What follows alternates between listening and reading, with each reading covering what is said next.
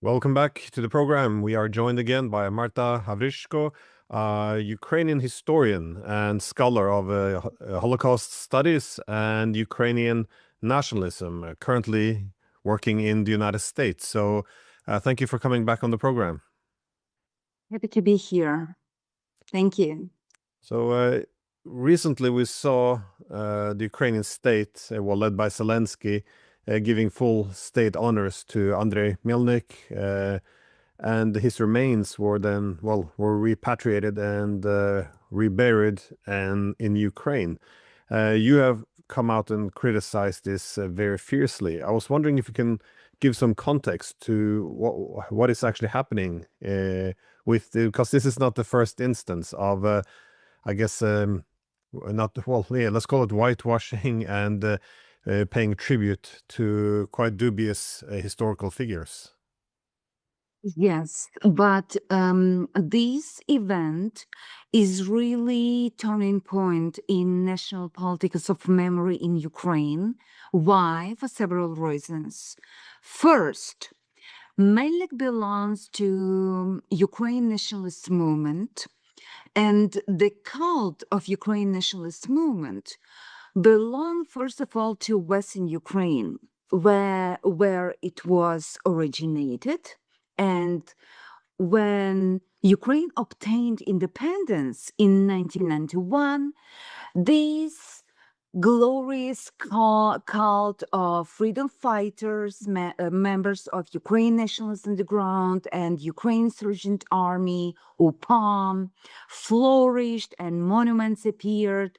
And the members of these Ukraine Nationalist Underground, Bandera, Melnik, and Shuhevich, were celebrated as freedom fighters. But after Maidan Revolution, this cult steadily became more obvious in central Ukraine, let's say. But now, thanks to Zelensky, this cult became more and more obvious on the nation state level. So I was surprised actually that the remains of Andriy Melnik, the leader of one of the fraction of OUN, was brought to Ukraine not by Yushchenko, President Yushchenko, who actually awarded the fascist leader Bandera the title of Hero of Ukraine, not by Poroshenko, who actually had this very nationalistic agenda as well and was instrumentalized in this history of nationalist movement for his political aims. But the Jewish president with Jewish origin, president who paid tribute to his grandfather, Simeon Zelensky, decorated war veteran who fought Nazis in the ranks of the Red Army, the president whose relatives were killed by Nazi collaborators. And now he's bringing Andriy Melnik, who was himself a Nazi collaborator, whose people, subordinates, collaborated with Nazis in the ranks of auxiliary police. It means that they were hunting Jews as a policeman, they guarded ghettos, then they convoyed Jews to the killing sites, and they participated in shootings of the Jews. And also Andriy Melnik was a proponent of creating a Waffen-SS division Galicia. The members of Waffen-SS division Galicia paid tribute to Hitler. They participated in in suppression of anti-Nazi partisan struggle in Slovakia and former Yugoslavia. So why the hell president with such a background, with such a ideology and worldview will bring this Nazi collaborator to Ukraine. And when I, Holocaust scholar, the scholar of Ukraine nationalist movement, a Jewish myself, a granddaughter of Polish woman, saw the president kneeling in front of the grave of Nazi collaborator, I was ashamed. I was furious. I couldn't understand why the discussion even happened. It wasn't organized, even public discussion. Do we need in democratic Ukraine such a national hero whose people participated in the killing of their Jewish neighbors? So I was really surprised why now and why it happened under Zelensky president. And the second reason, Zelensky as a comedian in his 1950s quartal, his entire career was built on making fun of Ukraine nationalism.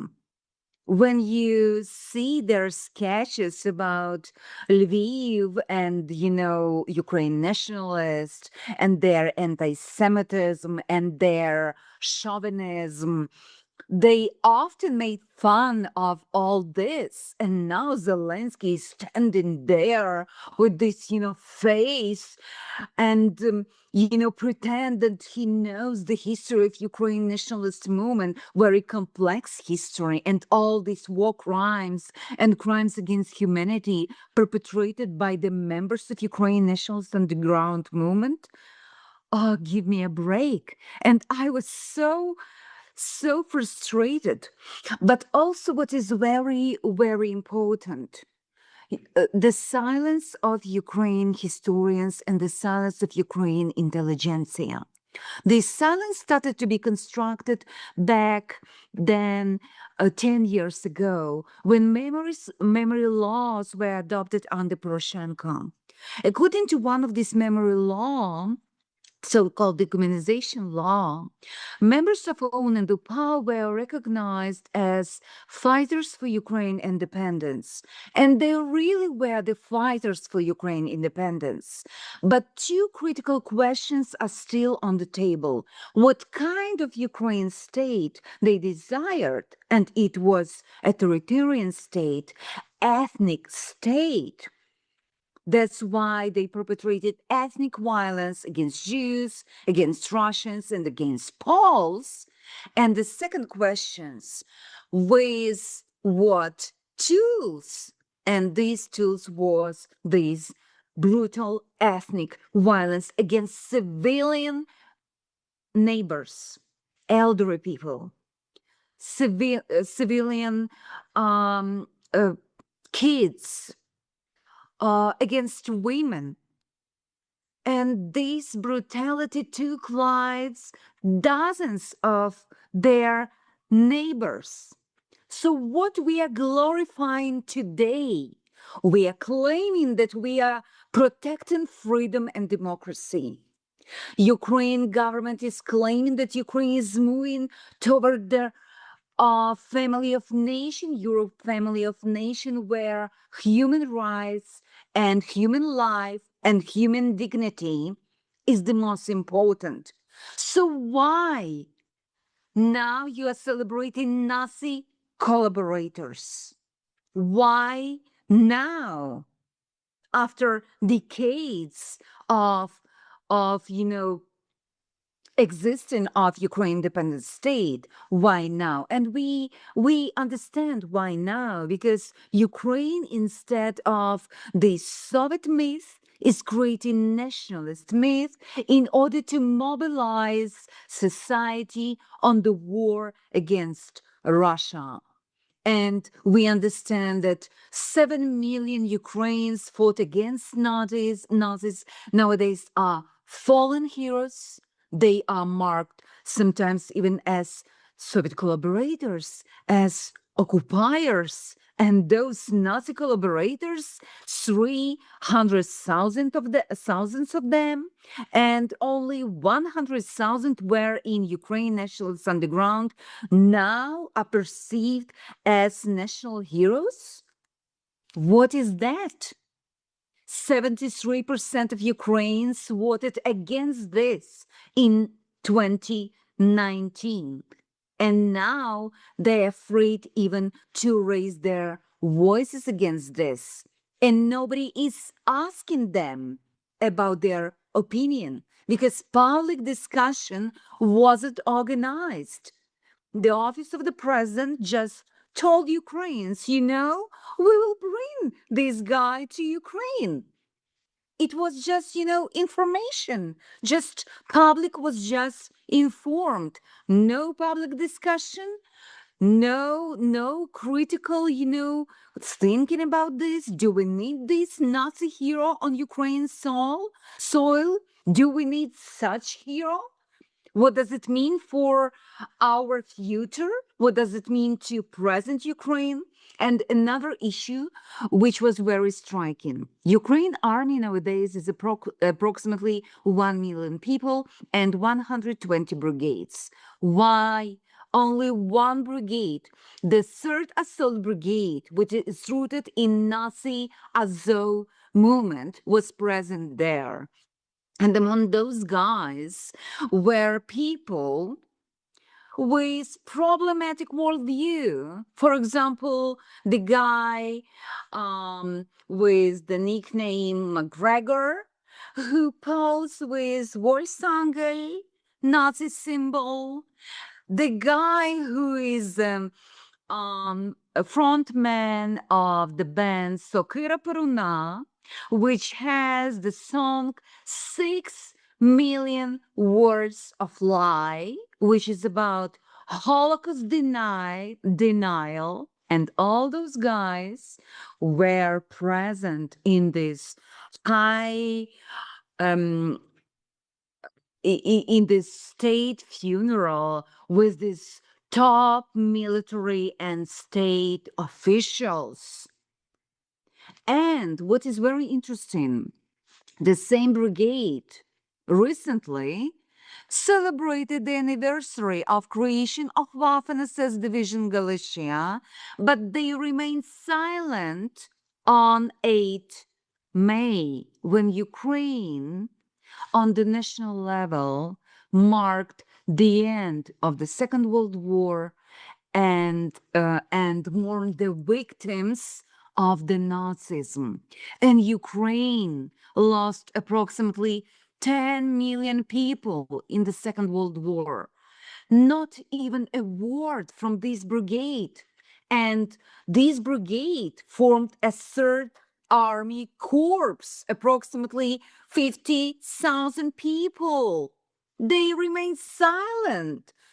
But instead, they celebrated Nazi collaborators, Waffen-SS Division Galicia, and they were invited by the office of the president to participate in the state funeral and the state tribute to Nazi collaborator. So it's not just some funeral, it's not just some event. It's a very problematic sign and symptom of memory politics in Ukraine that turn into World War II revisionism, Holocaust distortion, and Nazi apology.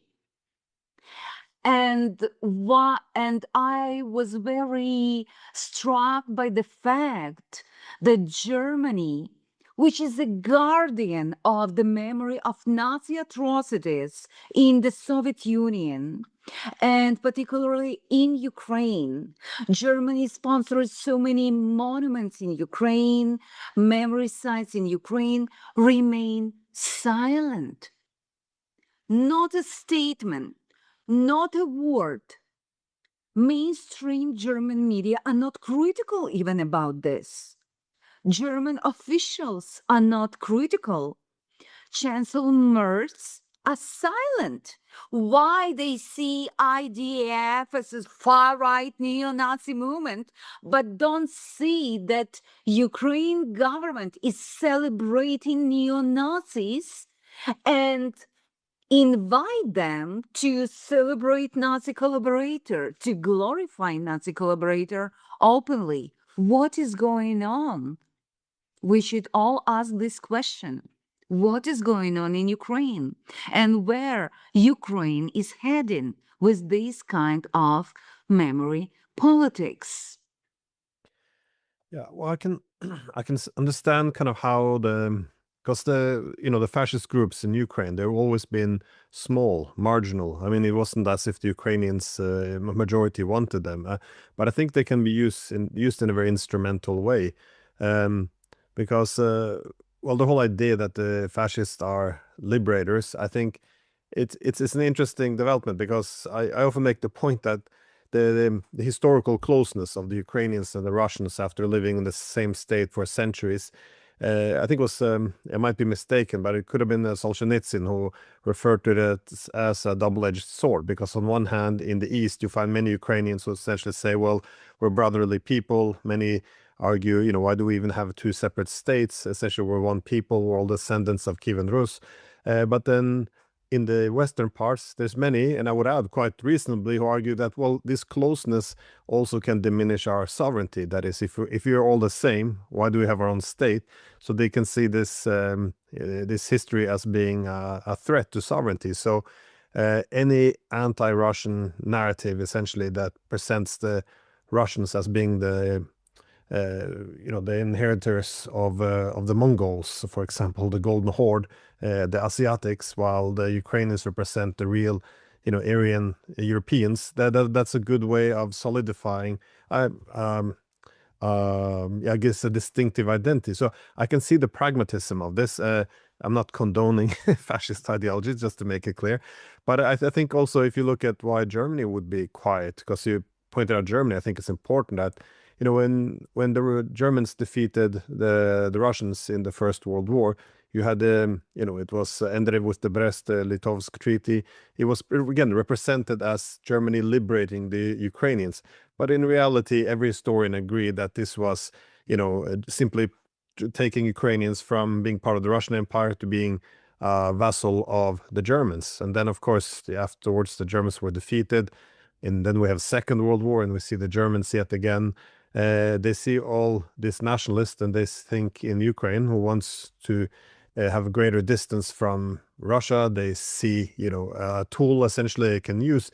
So they begin to cooperate with many. You see then a lot among the Ukrainian nationalists, many beginning to become integrated into the fascist ideology. And now I would argue a third time, we see again after the Cold War, that is, our goal was to create a collective hegemon. We're going to unify all of Europe eventually under EU and NATO, either as member or de facto members, except for Russia. So creating a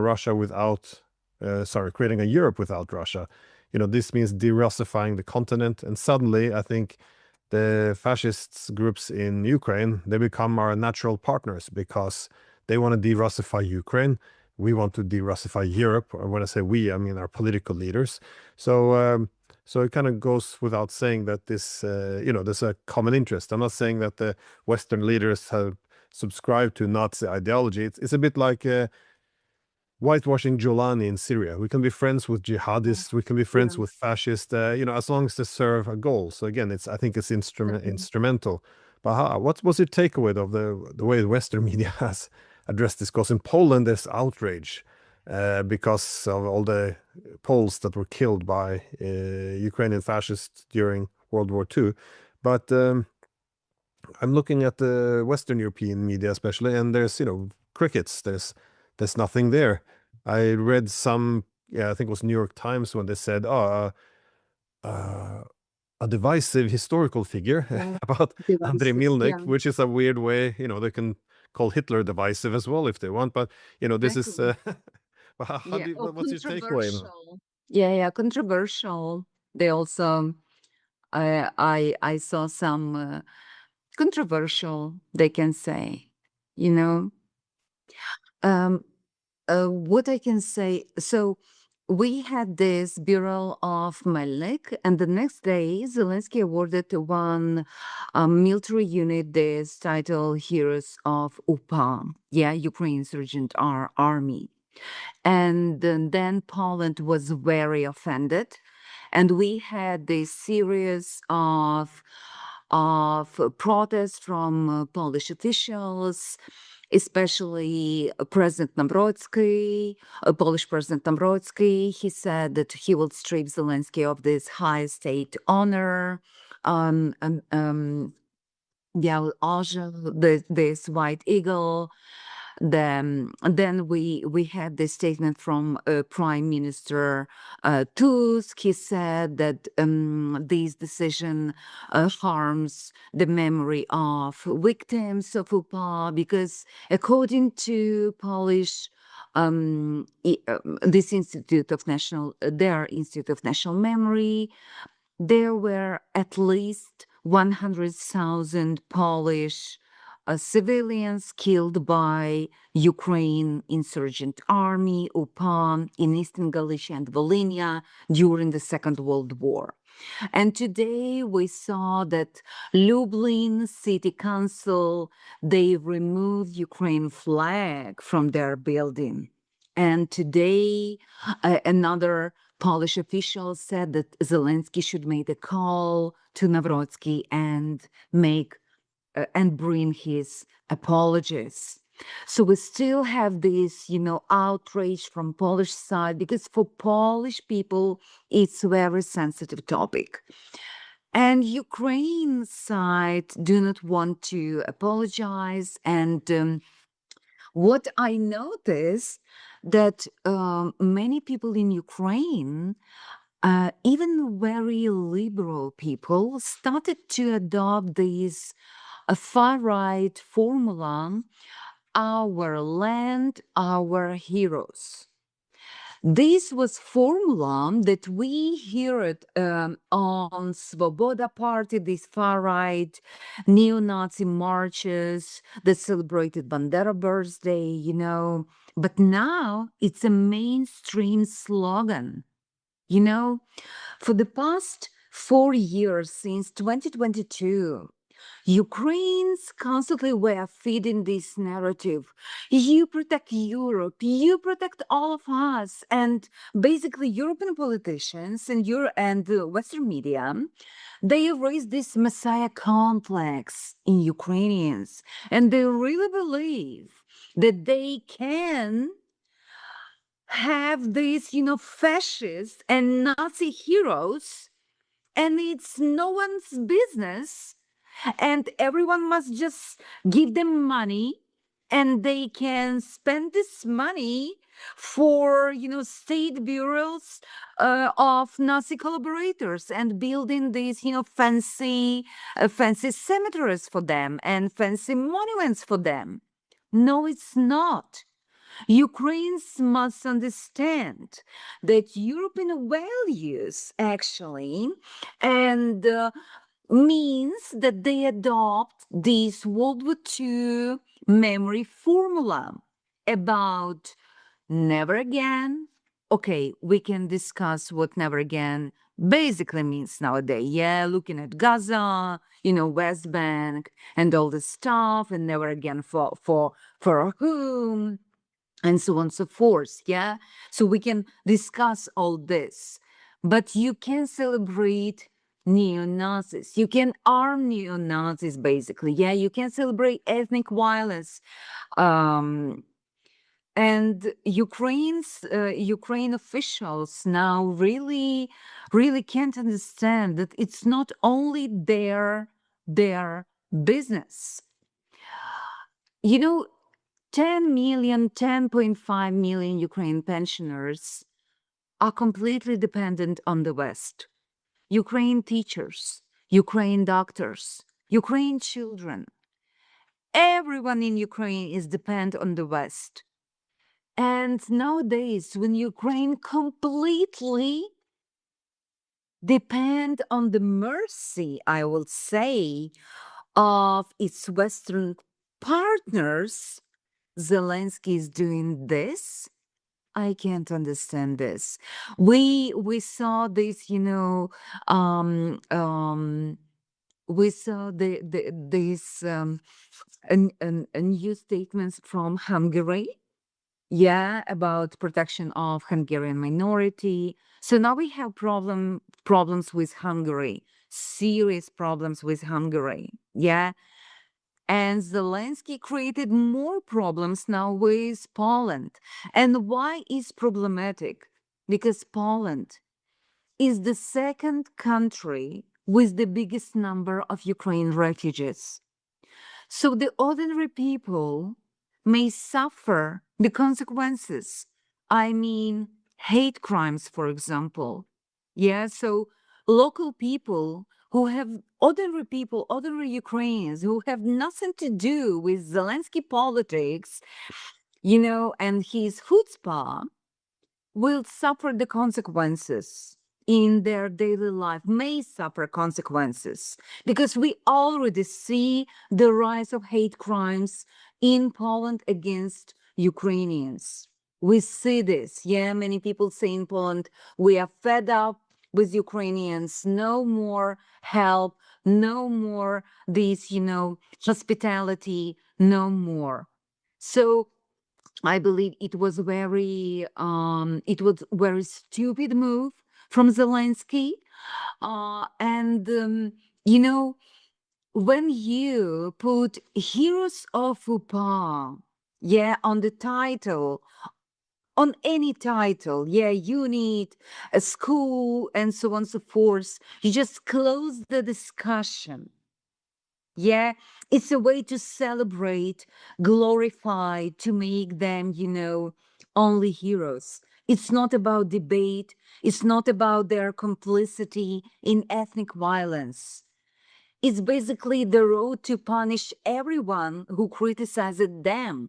That's why, for example, when I was put on this Mirotvorets hit list, one of the evidence against me was my academic article about gender-based violence against women perpetrated by the members of OUN and UPA, rape, and other shame-based punishment of women, for example, cutting their hair off for romantic relations with the Red Army officers, for example.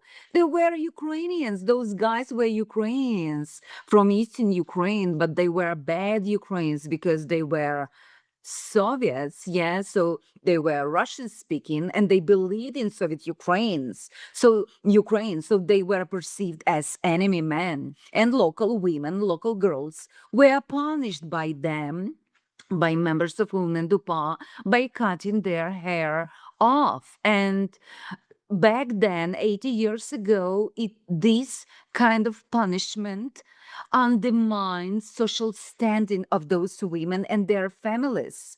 They became non-marriageable after that. So it became tragedy for those women, especially in rural areas, in their villages. And this article, and they killed Polish women, for example, or raped them.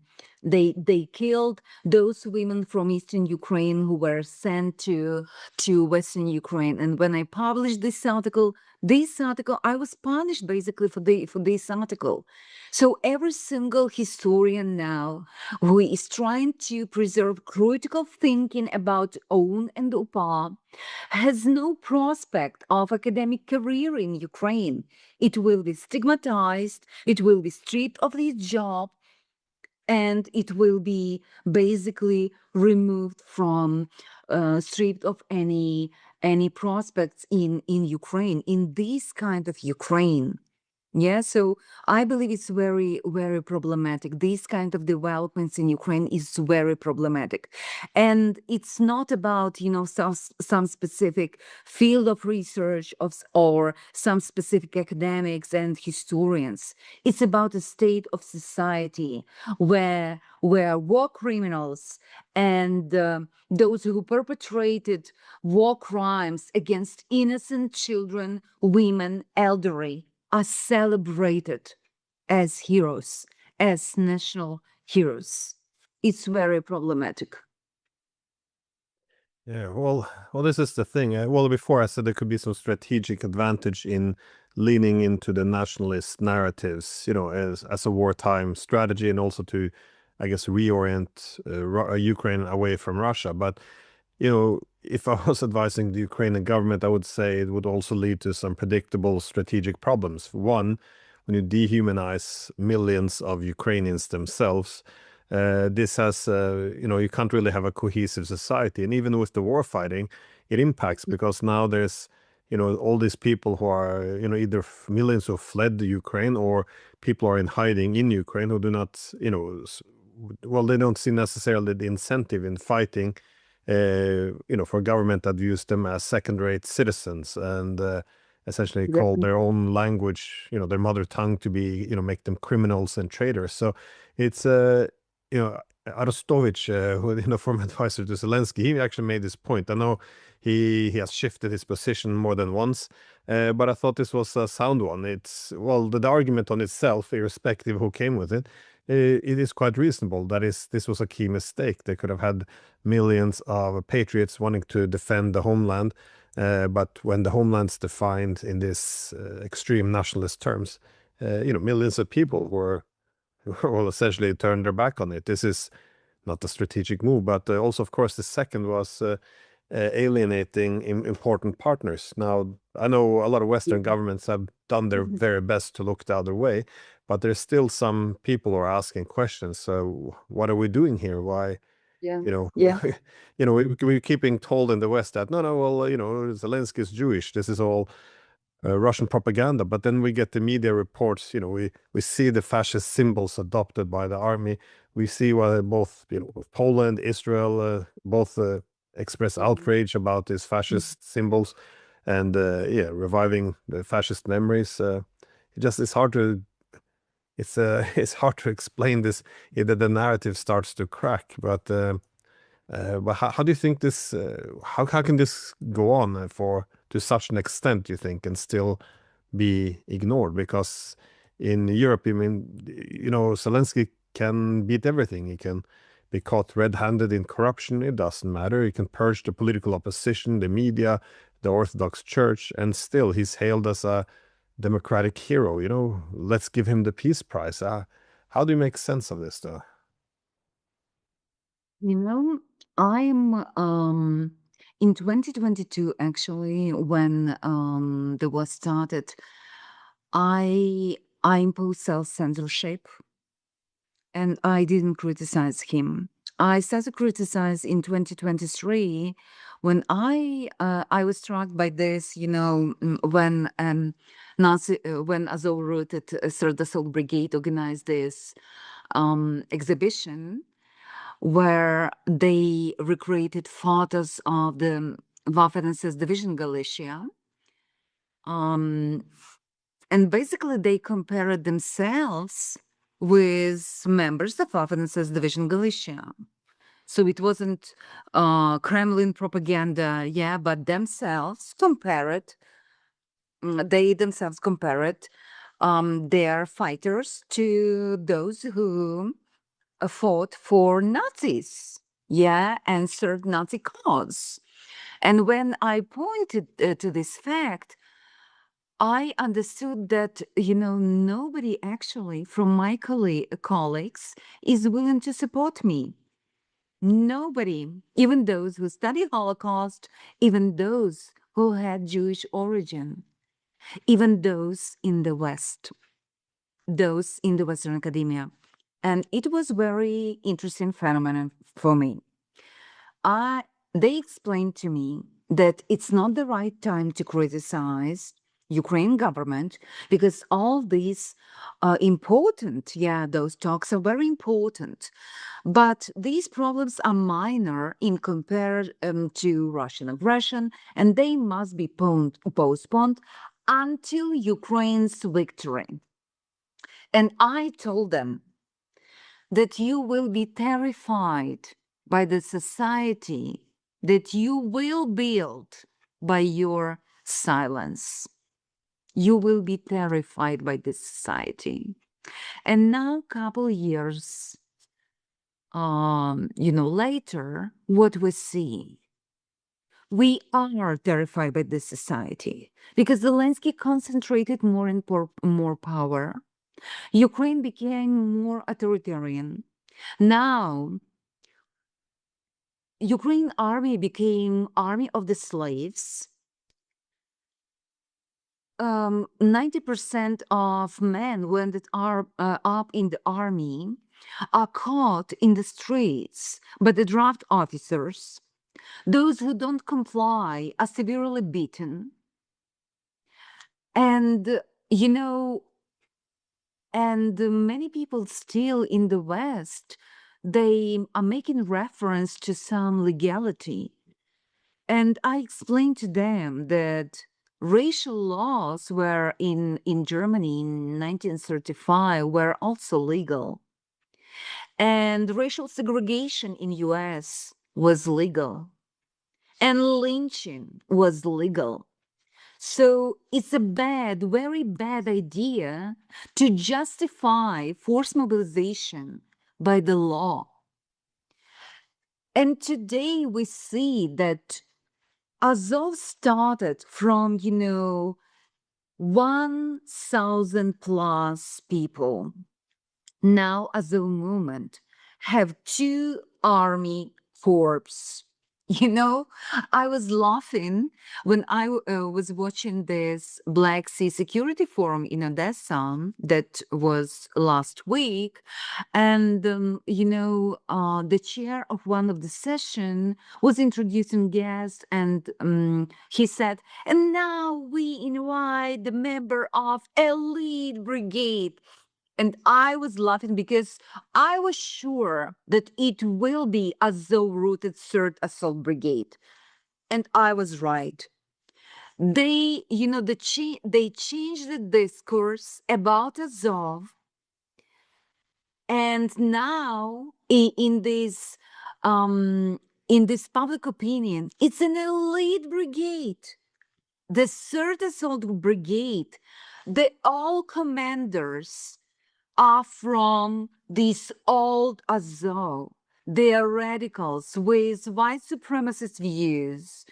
Now they advocate with very racist and chauvinistic slogans against labor migrants. They are misogynists, they are very racist, they are anti-Semitic, and they still call them elite brigade. So now we have 2 corps formed from Azov movements. And, I really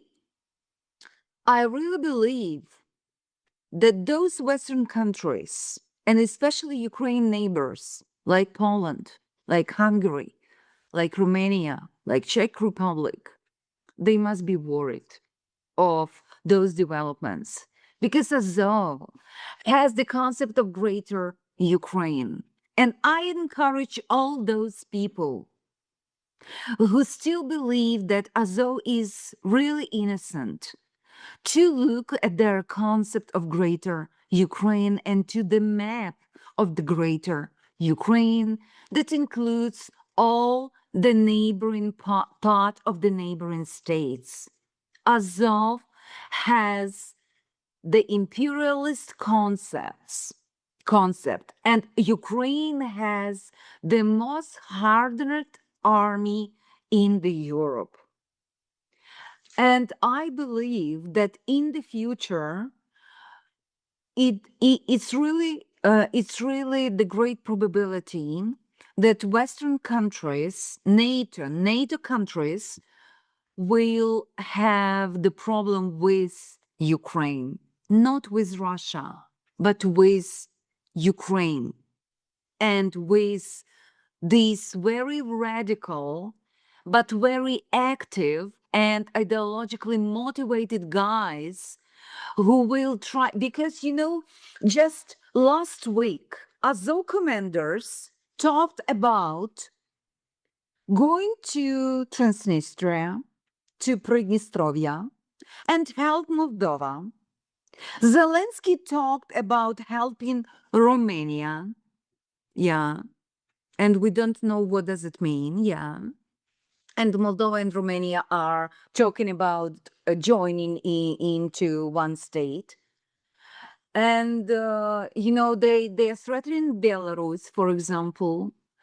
Also, we are hearing talks about locating some brigades in Baltic states to protect, Ukraine, in order to protect Ukraine. We are hearing these talks now from high level top Ukraine commanders. Just listen to them.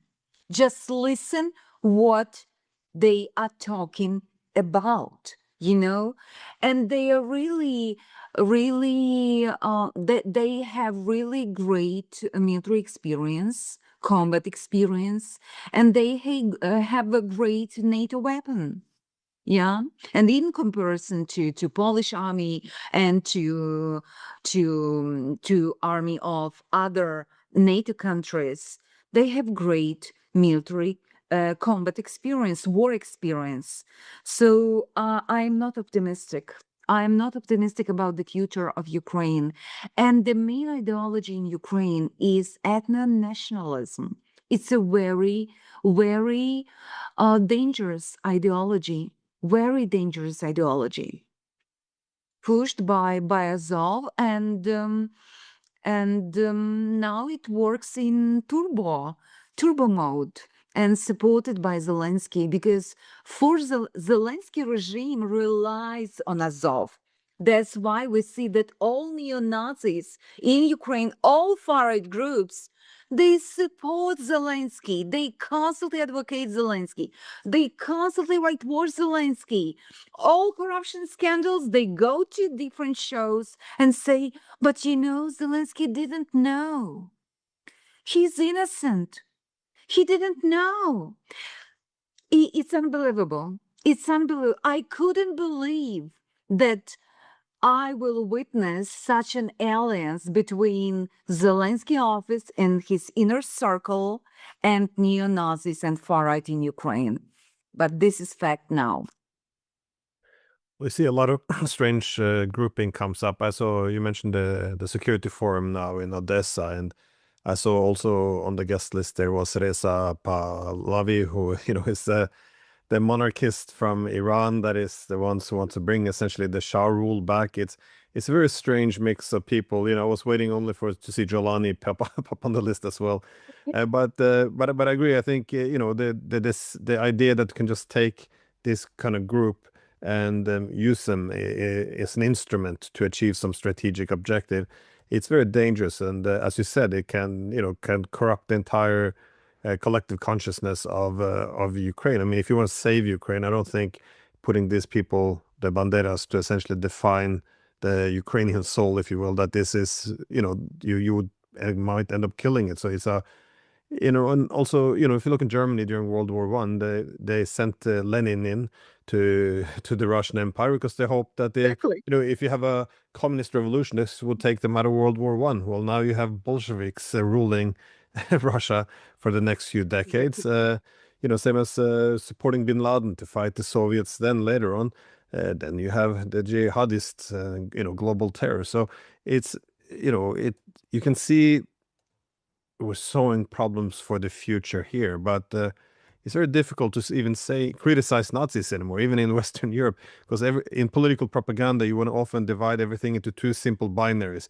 That is, you're supporting the Russian invasion of Ukraine and all the horrors it has caused, or you're supporting Ukraine by not criticizing it. So if you criticize the celebration of fascist groups, then you're undermining the standing of Ukraine, which means then you're taking Russia's side. Exactly. If you're showing some empathy towards, or even reporting on the Ukrainians which are dragged out of their homes, the busification sent to the front to die, well, then you're also taking Russia's side. If you point to the fact that majority of Ukrainians want negotiations, indeed, that in 2019 as well, the majority voted for peace, well, then you're also taking Russia's side, because this is taking credibility away from the government. So, what's considered pro-Ukrainian now in Europe is it's essentially, to ignore the will of the Ukrainians and just, don't boycott the diplomacy, just send more weapons in and fight to the last Ukrainian. It's kind of a gruesome thing. And even in this country, like I'm in Norway, and our this politician is the head of the Committee on Foreign and Defense Affairs in Parliament.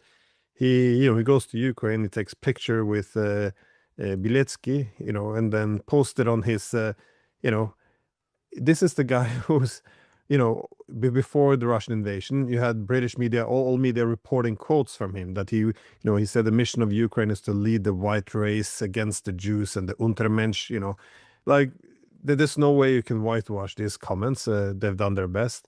But also, yeah, also then greeting, of course, Azov members with, their, with all their logo symbols on in the parliament, and this is considered to be pro-Ukrainian. I mean, I think it's shameful for Norway and shameful for Ukraine. These people don't represent us in any way, but Boris Johnson did the same, waving the big Azov flag in the British Parliament. I mean, our forefathers must be spinning in their graves. This is just yeah, and also it doesn't.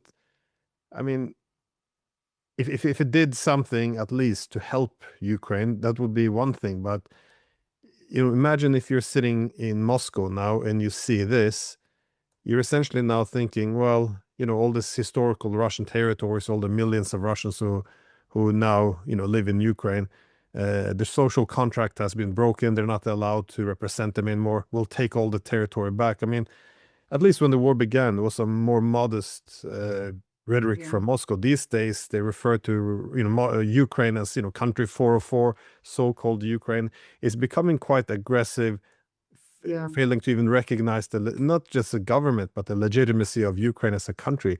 This is a disaster. Which it should be toned down. Instead, we're just encouraging the worst instincts, which will get the worst possible reactions. It's hard to understand where this is going. But I guess, that's my last question. How sustainable do you think this is?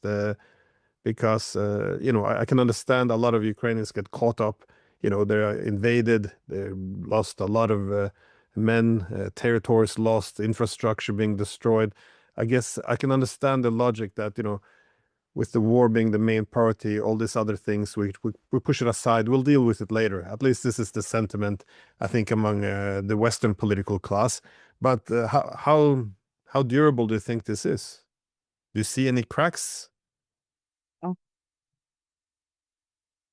Western media. So nowadays, Zelensky recently told Ukraine media that probably we can expect that until the end of this year, the war will end.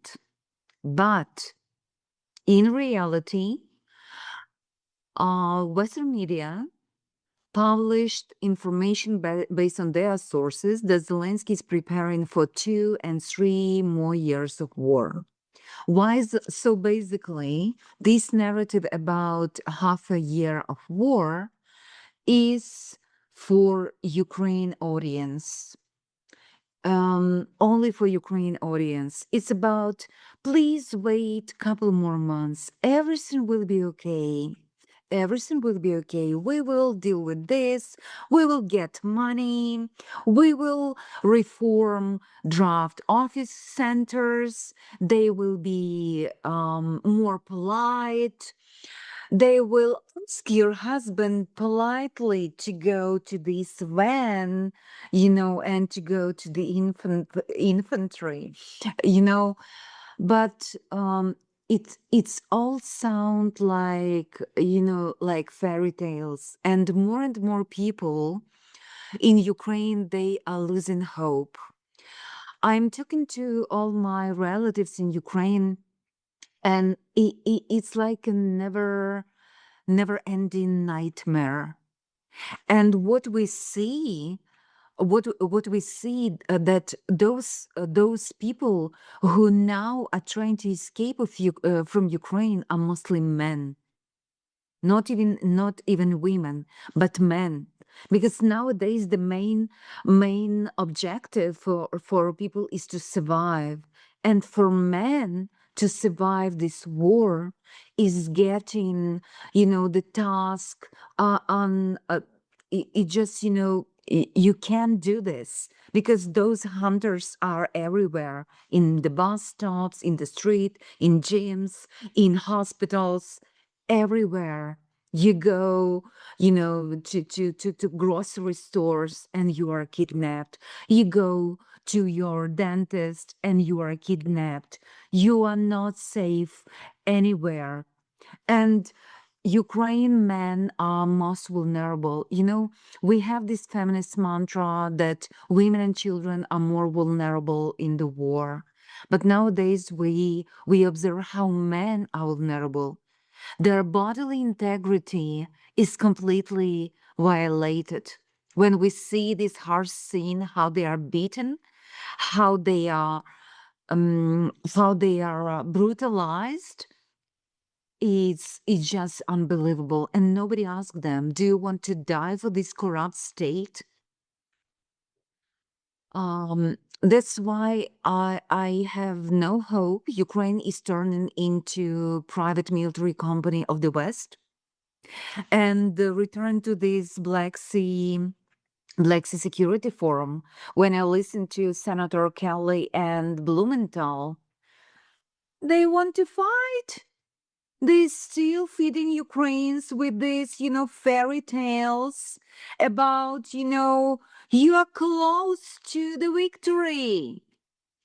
Just keep going. And I listen to Kellogg, and he's talking about these enormous, sufferings of Russia and losses of Russia, and nothing about Ukraine losses. Nothing about, and I'm tracing losses of my city and Lviv region every single day. And every single day, 5 names, 6 names, up to 8 names every single day. And nobody count them. They are just numbers. And for Kellogg, Kelly, Blumenthal, and others neocons who advocate the interests of merchants of death and arms sellers, arms producers, those people don't exist. They are just numbers. And they even don't dare to name these numbers. They don't even talk about these numbers. They never mentioned even these numbers because those numbers are also terrifying. The losses of Ukraine. They never talk about deserters. Even official numbers, 300,000 of deserters and those who went AWOL. This is huge numbers. Nobody is talking about them on these security forums. Nobody is talking about the price. Nobody is talking that Zelensky can protect civilians from drones attacks and from bombs attacks. Nobody is talking about that. And nobody is talking that Ukraine is also targeting civilians like it was in Starobelsk. And those students were Ukrainians, born in Ukraine and raised in Ukraine. And now in Ukraine, military discourse, media discourse, they are called collaborators. Just collaborators who are not deserving our pity. They are just collateral damage. And Mirotvorets hit website even put teachers of the Starobelsk college, several teachers on their website, accusing them of collaboration with Russia. So basically, Ukraine people are raised in this hatred even towards their own people. So when I hear this, these words from Zelensky, we will not leave our people. We will not leave Donbass because they are our people.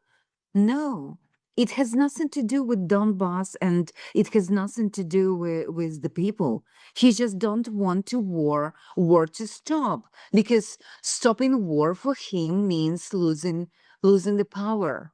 and losing the source of profit for him and his inner circle.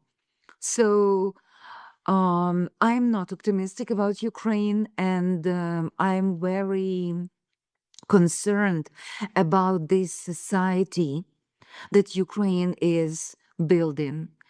This highly militarized society, ethno-nationalistic society, very chauvinistic society, full of hate and full of censorship.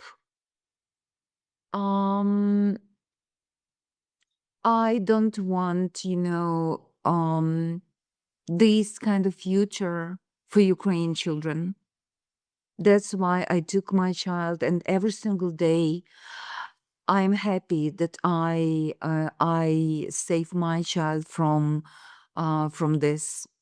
Because when I see this all these developments, I'm just, when I see Azov guys use Centuria in Ukrainian public schools, and they are allowed to all these schools, and other these far right organizations, performing lessons of courage in Ukrainian public schools with all these, hate symbols. I'm just terrified. What are you doing, guys? It just, and all this so normalized in Ukraine nowadays. I feel very sorry. I feel very sorry.